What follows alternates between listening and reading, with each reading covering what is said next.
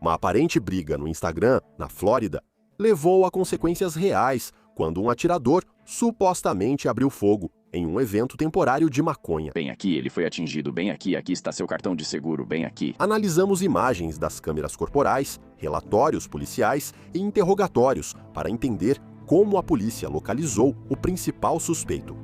Ramo diz: e aí, irmão? Fica tranquilo, vou tirar algumas dessas algemas. Os 11 milhões de dólares agora, de acordo com a polícia e os promotores do condado de Orange, na Flórida, estamos falando sobre Ramon Luiz Arroyo Galva, que levou uma disputa do espaço online para o mundo real, abrindo fogo do lado de fora de um parque empresarial e supostamente atingindo um transeunte inocente durante sua rajada de balas. E depois, o tiroteio aconteceu por volta das 21 horas. No dia 17 de novembro de 2021, você tinha. Autoridades do condado de Orange divulgaram um vídeo de vigilância que mostrava um homem usando calça e sapatos pretos, moletom com capuz e luvas. Você vê uma chuva de balas atingindo o prédio e então o homem foge. E os investigadores acreditam que esse homem é Arroyo Galva e levaria mais de um ano até que ele fosse preso. Ao analisar melhor as evidências deste caso, fica claro como a polícia concluiu que ele era o suspeito. Antes de detalhar o que ocorreu na Cortlandt Street, em Orlando, naquela noite, preciso apresentar alguns personagens principais para que tudo faça sentido durante o tiroteio. Em 2021, Arroyo Galva, então com 21 anos, estava em liberdade, sob fiança no condado de Orange, enquanto aguardava julgamento por acusações de drogas. Mas antes disso, ele havia sido preso em 2018 por invadir a casa da ex-namorada e dar vários socos no rosto do pai dela porque queria de volta um colar. Aliás, há duas pessoas importantes nesse caso para comentarmos. Eles aparecem apenas como testemunha 2 e testemunha 3 nos documentos do tribunal, segundo registros detalhados da polícia, declarações juramentadas e mandados de prisão.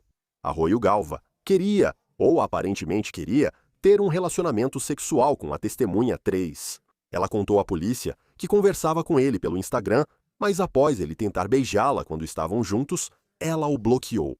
Aqui está o ponto central da disputa. Ela diz que Arroyo Galva ligou para seu namorado, a testemunha 2, para causar problemas. E poucos dias antes do tiroteio, uma conta do Instagram, supostamente ligada a Royal Galva, com o nome de usuário Pot of Gold Company, postou um novo story. E esse story dizia, abre aspas, como consigo dormir, sabendo que sou motivo de um casal brigar no dia seguinte. Os investigadores afirmam que Arroyo Galva e a testemunha 2 se cruzaram nessa festa pop-up de cannabis no lado sul de Orlando. E esse tipo de evento, apesar de dizerem que é para quem tem cartão de maconha medicinal, eles operam no limite da legalidade. Documentos judiciais posteriores na esfera civil descreveriam essas festas como uma forma de promover, entre aspas, a venda não regulamentada de maconha e cogumelos de psilocibina. Então, com tudo isso em mente, Arroyo Galva e a testemunha 2, eles supostamente se envolveram em uma briga naquele evento do lado sul antes de se separarem. E então, apenas um dia depois disso, em 17 de novembro, houve outro evento pop-up de cannabis no lado norte de Orlando. Isso nos leva ao homem que realmente está no centro dessa história, sobre quem deveríamos falar. A vítima, Vin Chung. Ele era um pai amado de 43 anos que, por acaso, estava participando do mesmo evento pop-up que a Testemunha 2 no Cortlandt Avenue Office Park. A polícia diz que ele estava do outro lado de uma janela de vidro, que estava com as cortinas fechadas quando Arroyo Galva supostamente começou a atirar indiscriminadamente. Testemunha 2. Segundo os policiais, o provável alvo das acusações não ficou ferido caso elas tenham fundamento. Mas quem sofreu foi Vin Chung e sua família. Quando a polícia armada chegou, demorou um pouco para localizar onde, no grande complexo, ocorreu o tiroteio. Logo ficou claro.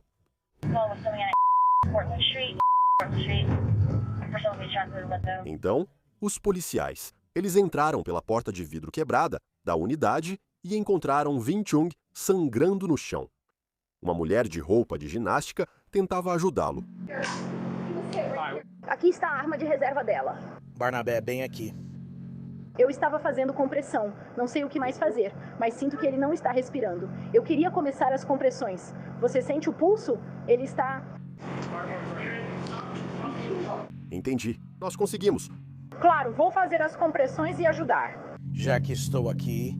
Tem uma festa aqui dentro. Eu nem sei o que estava acontecendo, só estou malhando agora. Isso é importante para o processo.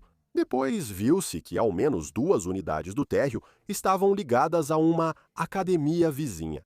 Os delegados vasculharam o labirinto de corredores para garantir que o atirador não estava mais lá. Tudo aquilo era dele. Os paramédicos levaram Chung ao hospital, mas ele não sobreviveu. Após a autópsia, um médico legista concluiu que Chung morreu por tiro no peito. Segundo a polícia, delegados acharam 18 cápsulas de calibre .40 fora do prédio, todas supostamente disparadas pela mesma arma. Dentro, encontraram cerca de 14 libras de cannabis e vários comestíveis de cannabis. Os delegados logo descartaram o roubo à mão armada, já que Chung ainda tinha cerca de $1.000 com ele. Não faria sentido. Segundo uma declaração juramentada apresentada para o mandado de prisão, abre aspas. Com base nas observações da cena do crime, não parecia que o suspeito soubesse em quem estava atirando e disparou indiscriminadamente pela janela, inadvertidamente, acertando Wing Chun. Ficou claro que Wing Chun frequentava as festas pop-up de cannabis, mas não foi encontrada nenhuma evidência de que alguém quisesse assassinar Wing Chun. Não foi encontrada evidência de desavença recente no telefone de Wing Chun. Enquanto peritos analisavam a cena do crime, delegados entrevistavam testemunhas. Isso incluía a mulher que estava se exercitando na academia ao lado, quando todos esses tiros começaram. Eu estava malhando, tudo bem. A porta estava fechada entre nós e eles. Eu não sei o que estava acontecendo lá, então continuei malhando. De repente ouço tiros sendo disparados. E normalmente a gente deixa fita na nossa porta para que ela possa entrar e sair, porque a academia fica aberta o dia todo. Então quando eu ouvi isso... Eu senti falta da Morgana. Vem aqui. Então quando eu ouvi isso, meu primeiro instinto foi apagar as luzes e a gente tinha as janelas abertas. Certo, então pensei, não sei onde está o atirador, apaguei as luzes, arranquei a fita, fechei, corri e tranquei a porta entre eles e nós. E eu literalmente fui e fechei todas as minhas janelas primeiro antes de ligar para alguém. E com uma faca grande, que é a única arma que eu tenho. E as 3 de baixo. E então, finalmente eu disse, Rick, eu tenho que ir lá ver o que aconteceu. Eu disse, a gente tem que ir. E ele ficou tipo, espera, não vai ainda. E eu fiquei tipo, a gente só precisa ver todas essas pessoas, o caos, todo mundo correndo. Eles estavam tipo, cadê minhas coisas? E todos estavam correndo pra sair. E eu perguntando, alguém foi atingido? E eu vi o cara no ramo e peguei minhas luvas pra ver se... Eu consegui localizar o ferimento, tentei fazer compressão e corri para ligar pra vocês. Você fez tudo certo e sei que está abalado. Você passou por muita coisa e estamos fazendo muitas perguntas agora. Eu sei que você precisa juntar tudo. O departamento do xerife do condado de Orange informou que, dias após o assassinato, recebeu uma dica de que Royal Galva brigou com outro homem hispânico no primeiro evento pop-up. Esse homem é a testemunha 2. Então ele concorda em vir com seu advogado para falar com os detetives. Sendo bem honesto com você, nós não suspeitamos de você, nem nada disso. Na verdade, estamos apenas te considerando como uma possível testemunha. E só queríamos algumas informações que você soubesse ou pudesse saber sobre o homicídio de Vin Shu. Tudo bem, mas só pra constar, você conhecia o Vin? Não, eu não conheço ele. Eu não vi ele em nenhuma rede social. Você tem sido visto em todo lugar? Tipo, esse cara está em toda a mídia, né? Ele, tipo... Uma pessoa famosa? Por causa do homicídio? Não sei muito, na verdade. Como disse ao meu advogado e digo a vocês, eu estava relaxando e curtindo em um lugar após o expediente. Então, um garoto tinha treta comigo nas redes sociais, eu e ele acabamos brigando fisicamente. Depois disso, eles tentaram atirar na polícia. Na segunda vez, voltei aos atletas para mostrar respeito, pois tínhamos brigado. Eu tentava explicar isso ao dono. Desculpa por brigar no seu lugar. Ele disse, tá tranquilo.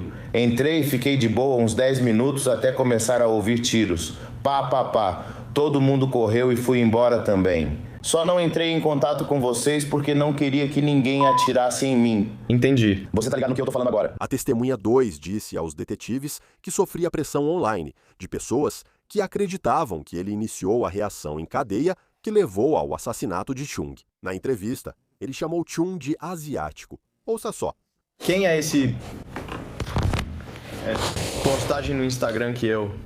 Esse é o cara de quem eu falava. Não, sou eu postando isso. E essa é minha captura de tela para a pessoa.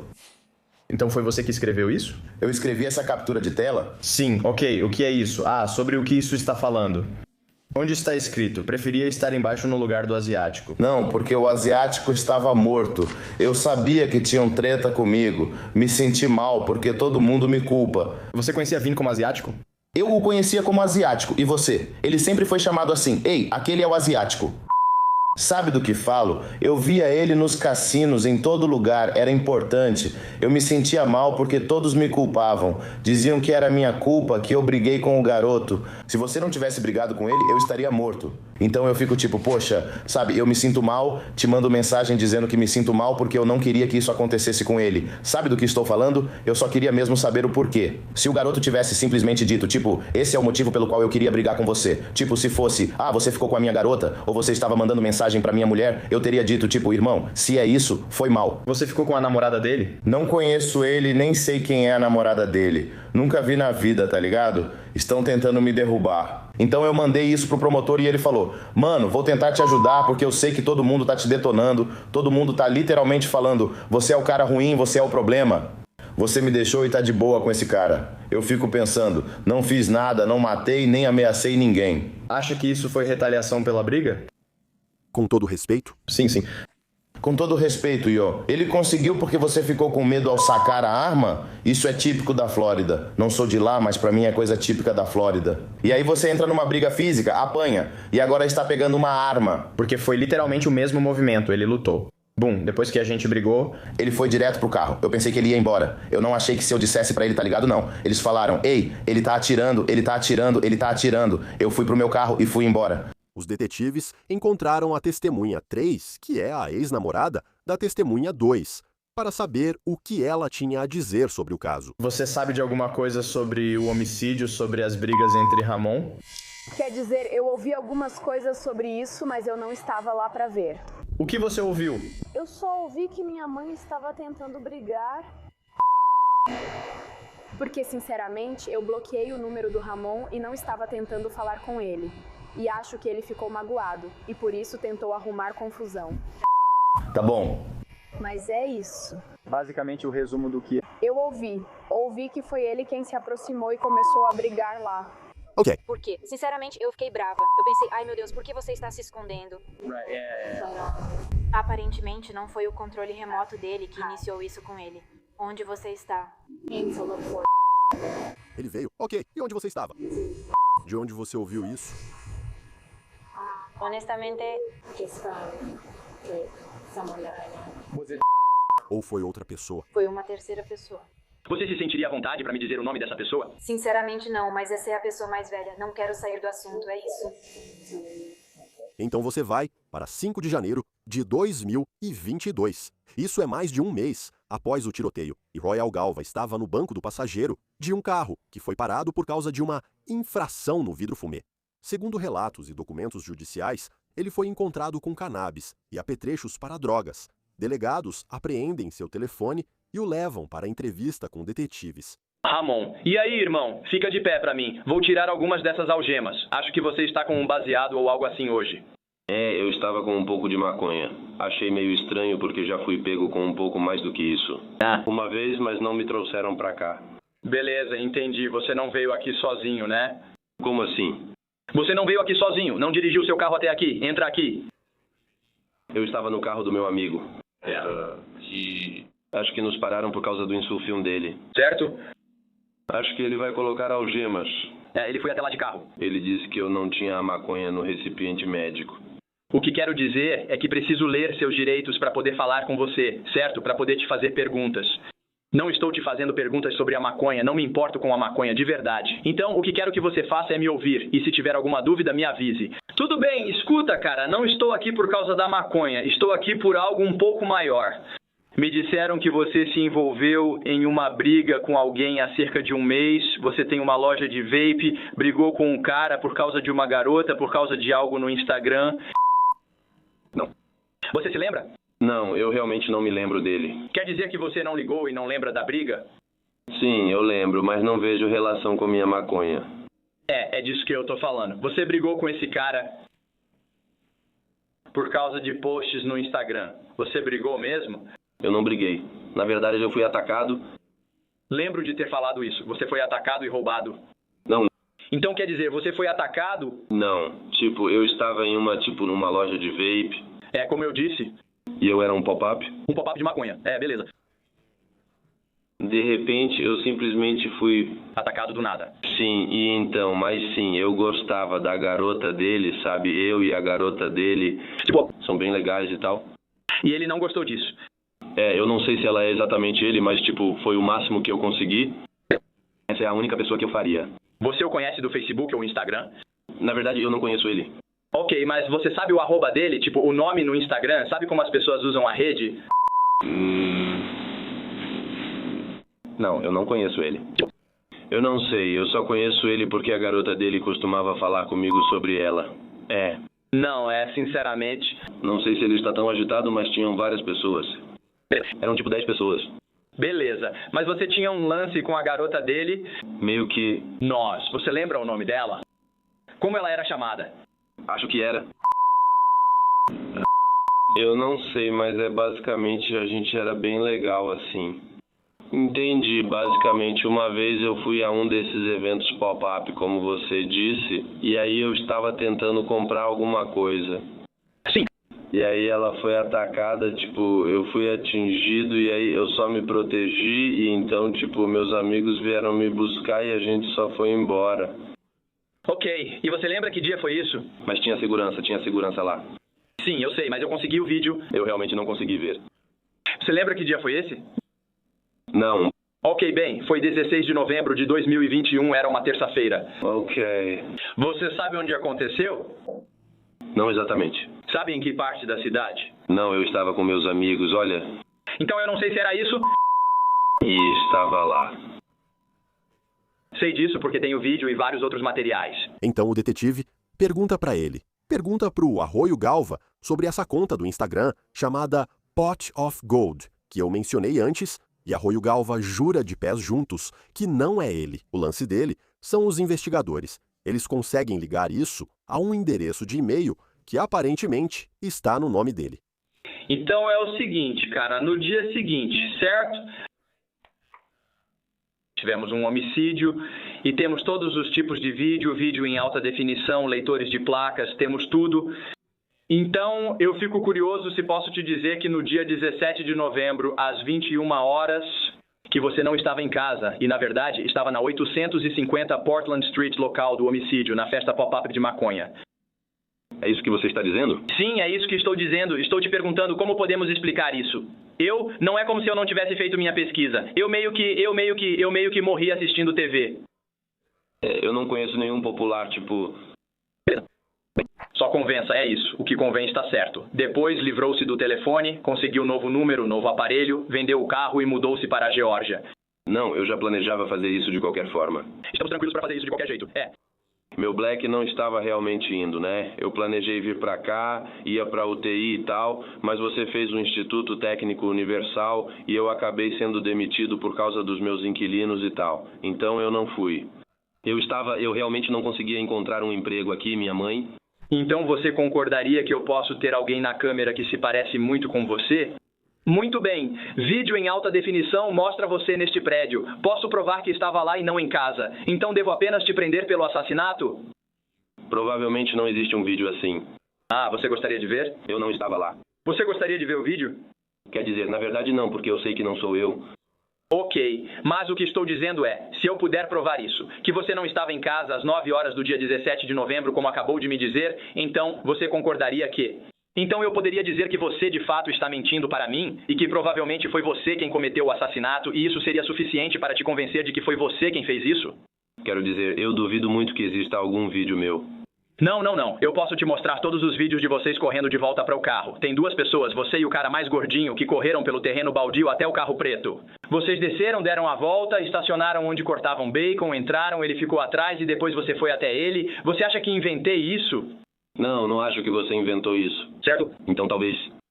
Então, você gostaria de sentar e assistir a esse vídeo para ver se consegue se identificar nele? Eu não. Você não quer fazer isso? Quero dizer, você pode me mostrar os vídeos. Eu não tenho problema com isso, mas Eu não sei. Não posso te ajudar mais do que já ajudei. Você tem uma arma de fogo?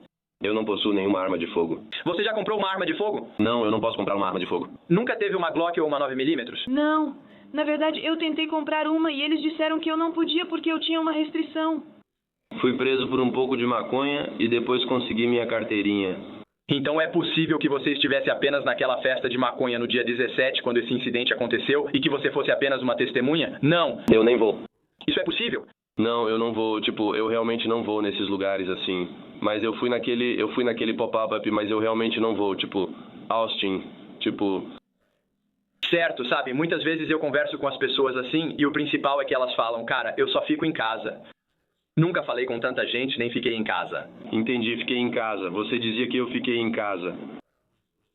Eu entendo que você está tentando, O que eu estou tentando fazer eu não estou tentando ser um idiota nem nada. Mas muitas vezes as pessoas me dizem uma coisa e tentam criar o que chamamos de álibi. E isso é extremamente prejudicial para elas no futuro. Então, me dizer onde você estava em uma data específica e depois eu provar que você estava em outro lugar, tendo todos esses vídeos e provando que você estava lá, isso fica muito ruim para você.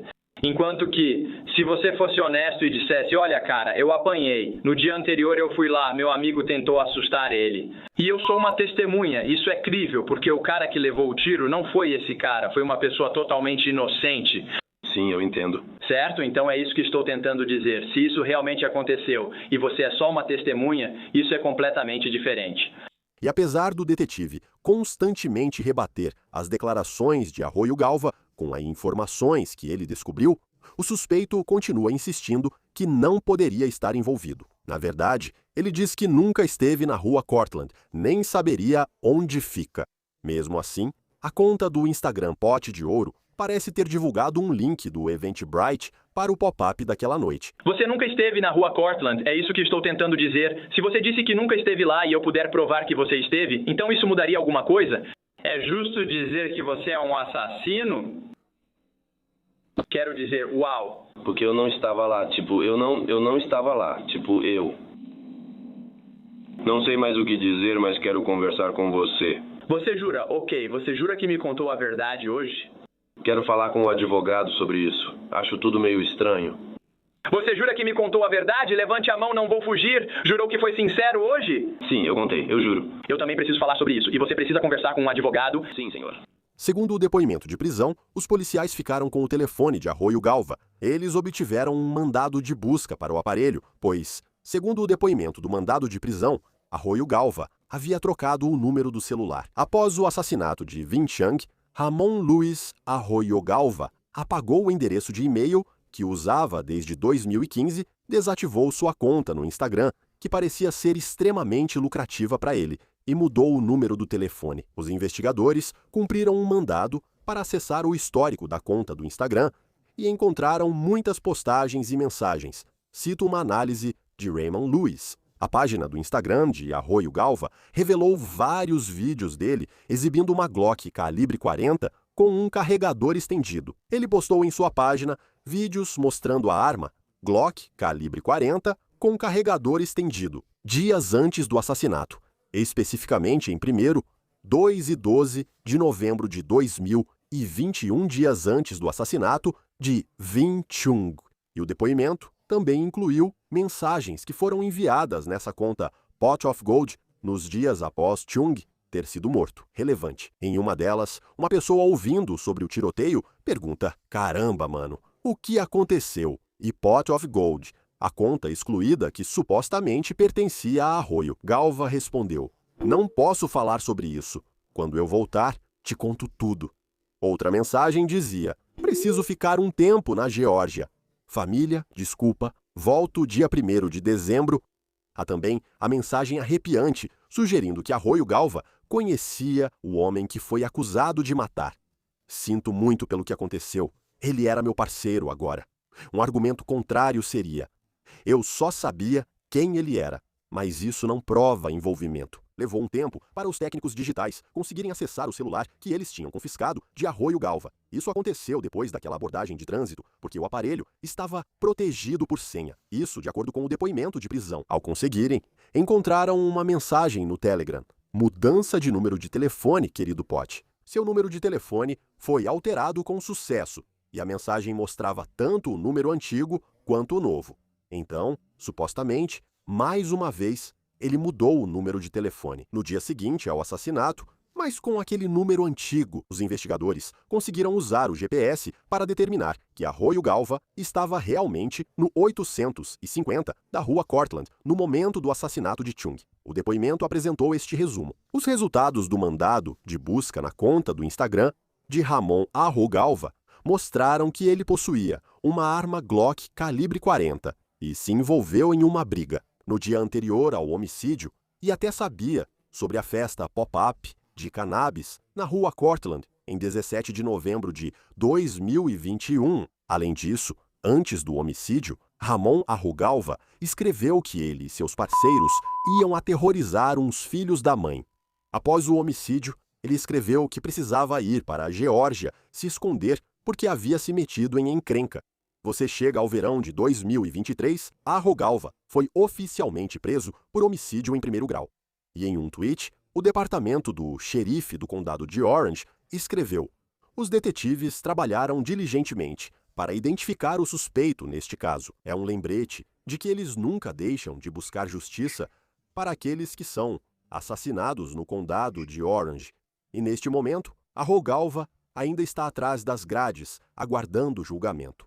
Esse é o lado criminal, que nos leva a Morgan, e ao lado civil, o que é muito interessante, porque mesmo antes dos detetives terem anunciado publicamente quem era o suspeito do assassinato de Chung, a filha adulta dele entrou com um processo civil contra o proprietário do prédio AK Family Holdings Ltda em 2022, e depois você teve uma petição alterada, que mais tarde incluiu a Move Fitness LLC como corré. Agora, é um pouco confuso, mas basicamente a AK Family Holdings era dona do prédio e depois alugou todas as unidades do primeiro andar para a On The Move Fitness, também chamada de OTM nos documentos judiciais. E então, a OTM havia alugado a unidade 1D para todos esses tipos de eventos diferentes. E foi lá que Vin Chung morreu. O ponto central do processo era que proprietários e administração deviam garantir a segurança do local, que qualquer coisa acontecendo no local estivesse dentro da lei, que houvesse segurança instalada, que eles deveriam saber o que estava acontecendo, que precisavam garantir que os membros do público que entrassem no local estivessem seguros. Você está falando sobre segurança negligente e, de fato, é assim que um documento judicial descreve o envolvimento de cada réu. Abre aspas. O cedente foi morto nas dependências, um prédio comercial de propriedade do réu AK. A parte das dependências em que o cedente foi ferido era a unidade 1D. A unidade 1D havia sido alugada para o réu OTM. O cedente foi ferido em uma parte das dependências de propriedade de AK que havia sido alugada para a OTM. Embora o cedente tenha sido ferido na unidade 1D, o atirador disparou do vestíbulo. O vestíbulo é uma área comum conforme o contrato de locação. Lembre-se disso, pois voltaremos a esse assunto agora. O responsável pela AK é chamado neste processo de Senhor Cota, e o responsável pela OTM é chamado de Senhor Pierre. Vamos analisar esta citação, Sr. Pierre. Eventos permitidos incluem festas de aniversário e aulas de aeróbica, dança, salsa, hip-hop e pose para fisiculturismo. Na unidade 1D, ele recebeu pagamento por todos. O Sr. Cota nunca esteve presente nesses eventos e não está claro se o Sr. Cota sabia desses eventos. No momento do tiroteio e da morte, a unidade 1D era usada para uma festa pop-up de maconha. O objetivo dessa festa pop-up era realizar a venda não regulamentada de maconha e cogumelos de psilocibina. O réu OTM permitiu as festas e recebeu pagamento pelo uso da unidade 1 de festas, semelhantes já ocorreram 3 vezes antes. O depoimento afirmou que Pierre nunca contou a Kata sobre as festas porque, segundo ele, não considerou importante. Após muita discussão entre advogados e um julgamento com júri, a herança de Vinh Chung recebeu uma indenização de 11 milhões de dólares em janeiro de 2025 com a AK Family Holdings, considerada 20% responsável, e a On The Move Fitness, 80% responsável. No entanto, houve uma reviravolta. Meses após o veredito, foi emitida uma sentença final emendada, dizendo que, na verdade, a OTM era totalmente responsável pelos 11 milhões de dólares e que a AK Family Holdings, basicamente, não devia nada. A herança de Chung recorreu, pedindo o restabelecimento da decisão original. É nesse ponto que estamos agora. Preciso de ajuda para entender, pois há muito a compreender. Quero dar as boas-vindas a um convidado especial, o advogado da Morgan & Morgan, Varun Ramnarini, ao estúdio do RUM. Muito obrigado por dedicar seu tempo. Agradeço por ter vindo. Vamos começar por aqui. Como a Morgan & Morgan se envolveu nesse caso e qual foi o papel que desempenhou no processo? Certo? Obrigado, Jesse. A Morgan & Morgan entrou no caso após o falecimento do Sr. Chung, que tinha um primo, amigo do Dan Morgan do escritório. Amigo do pessoal do sidebar. Nós o conhecemos bem. Sim. Exatamente. Então, eles eram amigos, e o primo dele ligou para o Dan e disse: "Ei, isso aconteceu com o meu primo Vin. Ele foi morto em um evento. Isso é algo com que o seu escritório pode ajudar?" E o Dan me colocou em contato com a família e eu disse: "Com certeza podemos ajudar com isso", e foi assim que nos envolvemos. Você logo suspeitou que esses proprietários tinham alguma responsabilidade? Sim, suspeitamos. Ao pesquisar a propriedade do incidente, vimos que era um prédio comercial de escritórios. Ao descobrir que era uma festa pop-up de maconha, nos surpreendemos, pois não se associa isso a um prédio comercial.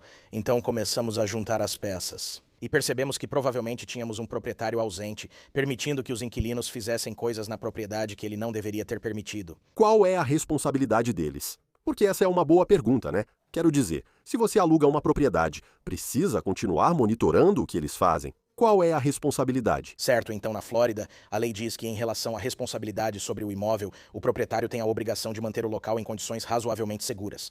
Eles devem corrigir ou avisar sobre condições perigosas conhecidas ou que deveriam saber agindo com cuidado. Isso se refere à lei de segurança negligente. O proprietário do imóvel deve proteger seus convidados e visitantes de atos criminosos previsíveis de terceiros. Eles sabem ou deveriam saber, então a questão é a previsibilidade. Então fale pra gente sobre esse julgamento. Você participou do julgamento, absolutamente certo. Então por que o júri decidiu daquela forma? Meio que dividindo a responsabilidade de certa forma, mas no final das contas, ficando do lado de vocês, certo? Então, sabe, o que eu acho que o júri fez foi analisar tudo, e o que nós tínhamos, Jesse, era um proprietário, um cara que tinha experiência, ele comprou um imóvel comercial, viu isso como um investimento. Ele não tinha experiência em administrar imóveis comerciais e comprou para obter renda de investimento. Ele não tomou nenhuma providência para se informar sobre quais eram os padrões para uma pessoa que possui um imóvel comercial. Ele contratou uma empresa para buscar inquilinos ao comprar o imóvel, que tinha hipoteca alta. Precisava cumprir as obrigações mensais. Então ele precisava de inquilinos que lhe pagassem aluguel, contratou uma empresa para encontrar esses inquilinos. Depois que os inquilinos estavam instalados, ele começou a receber o aluguel e fechou os olhos para a segurança do imóvel. Ele nunca fez uma auditoria no imóvel, sabe? Ele nunca entrou em contato com a empresa, por exemplo, que usou para encontrar inquilinos. Essa empresa oferecia serviços de administração de propriedades comerciais. Ele nunca se aproveitou disso, nunca tomou nenhuma providência para inspecionar o imóvel, entrar em contato com as autoridades locais para saber os requisitos de segurança para um imóvel assim. E então, por que no final isso foi revertido? Onde você tinha OTM era totalmente responsável pela decisão, e não a AK Family Holdings. Então, sem entrar muito na parte jurídica, mas existem alguns precedentes que falam sobre as nuances entre proprietários e inquilinos, e nesse caso, AK Family Holdings era o proprietário do imóvel. Segundo a lei da Flórida, eles têm um dever indelegável. O outro réu era a academia On The Move Fitness, que era inquilina. No nosso caso, foi a academia que esteve envolvida. O proprietário da academia estava sublocando o espaço para vários fins, então descobrimos que ele sublocava a academia Para festas de salsa, ele até chegou a anunciar um evento de luta livre lá e também organizava essas festas pop-up de maconha só para gerar mais renda. Nosso cliente estava no espaço alugado onde fica a da academia. O tiroteio ocorreu em uma área comum que estava sob o controle exclusivo do proprietário do imóvel. A bala atravessou a janela da academia e, infelizmente, atingiu nosso cliente. Para responder à sua pergunta, Porém, há uma lei na Flórida sobre a responsabilidade do inquilino quando ele não controla uma área comum da propriedade. A questão ainda é discutida nos tribunais, mas acreditamos ter uma posição forte sobre a responsabilidade de ambas as entidades. qual foi a defesa? Disseram que não era área comum. Estavam se culpando? O que você viu? Sim, essa foi a defesa. Não era previsível, eles não tinham como saber ou antecipar. O proprietário disse: alugo para um cara que opera uma academia, é o que ele me informa.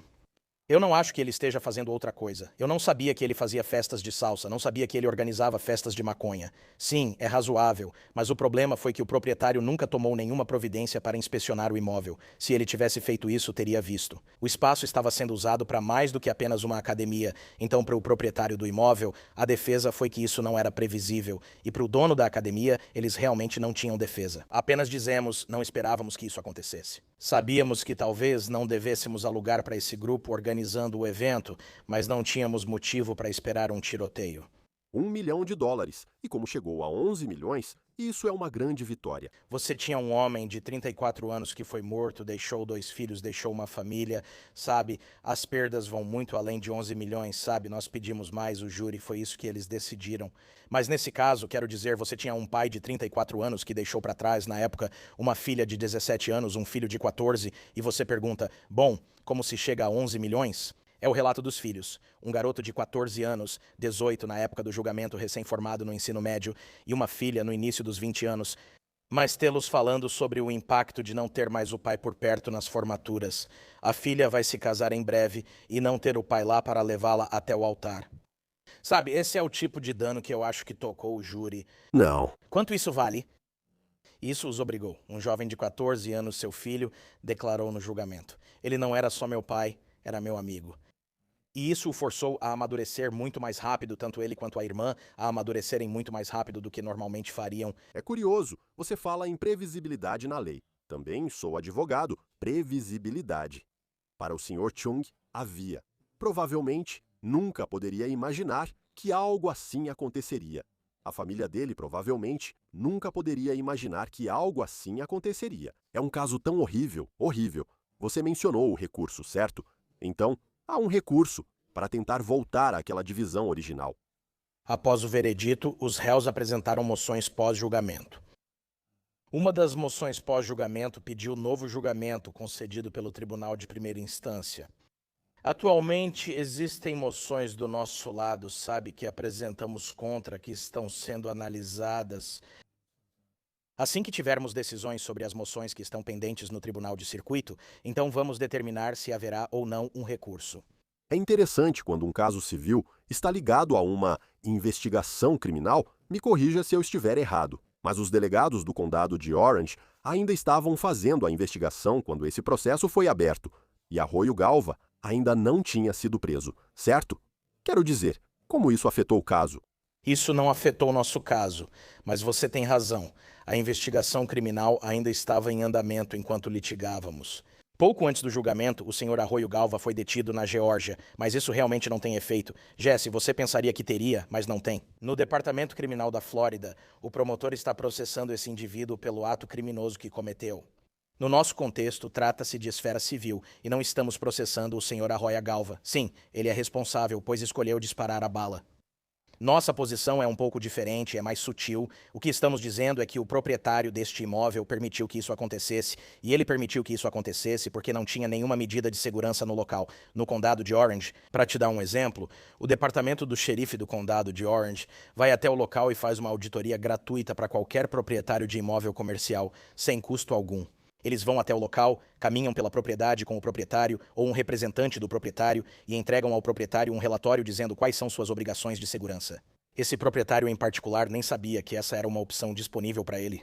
Então, no nosso caso, quando estamos processando o proprietário e o inquilino, não estamos dizendo que vocês são responsáveis por puxar o gatilho da arma que levou à morte, estamos dizendo que vocês são responsáveis por criar as circunstâncias que permitiram que isso acontecesse. É separado, diferente. Ou seja, você não acha que as circunstâncias do seu caso vão influenciar no julgamento criminal. Existe um motivo pelo qual um tiroteio como esse não aconteceria no meio da Times Square, em Nova York, certo? Porque lá há presença de segurança, há pessoas por perto. Isso ocorre porque o prédio comercial tem iluminação fraca, segurança inadequada e falta de barreiras, permitindo o acesso de qualquer pessoa. Tenho outra coisa para mencionar. Às vezes, o júri faz perguntas durante as deliberações, o que acho interessante porque mostra o que estão pensando. Então, teve uma pergunta que foi: o valor da indenização pode ser apelado? O que isso te disse sobre a mentalidade do júri? Quando recebemos essa pergunta, já era tarde da noite. Recebemos o veredito, acho que por volta das 11 horas da noite, e essa pergunta foi feita por volta das 10 horas. Isso mostrou que já tinham tratado a responsabilidade e agora analisavam os danos, certo? Ficamos otimistas. Ou seja, se eles fossem decidir contra nossos clientes, não estariam fazendo uma pergunta sobre danos. A questão é, quanto eles vão conceder? Pedimos mais de 11 milhões e acreditamos que jurados têm experiências distintas e ouvem muitas coisas sobre isso. Você tem júris descontrolados e veredictos altos, que depois podem ser reduzidos. Acho que era isso que eles pensavam. Bem, olha, se a gente conceder o valor que está sendo pedido, será que isso vai se manter? Ou será que um tribunal ou algum outro órgão vai vir e reduzir esse valor? Você acha, neste momento, que a família vai receber os 11 milhões de dólares? Eu acho que sim. Estou confiante que vamos conseguir isso. Não vamos parar até que isso aconteça. É o certo. Um júri de seus pares decidiu que era isso que eles tinham direito. Falamos sobre Morgan o tempo todo no bate-papo lateral. Este é um daqueles casos que, você sabe, obviamente acho que mostra o trabalho de Morgan em ação, mas também é uma tragédia. Existe um elemento humano muito forte nisso. Lamentamos pela família do Sr. Chung e estamos com eles em pensamentos e orações. Seguiremos acompanhando a situação. Varuna Hamneran, muito obrigado por vir e nos explicar mais. Agradeço de verdade. Obrigado por me receberem, Jesse, e a família Chung agradece. É isso aí. Isso é tudo que temos para vocês agora, aqui no Sidebar. Pessoal, muito obrigado por nos acompanharem e, como sempre, por favor, inscrevam-se no YouTube, Apple Podcasts, Spotify, onde quer que vocês ouçam seus podcasts. Vocês podem me seguir no X ou no Instagram. Eu sou Jesse Weber. Até a próxima.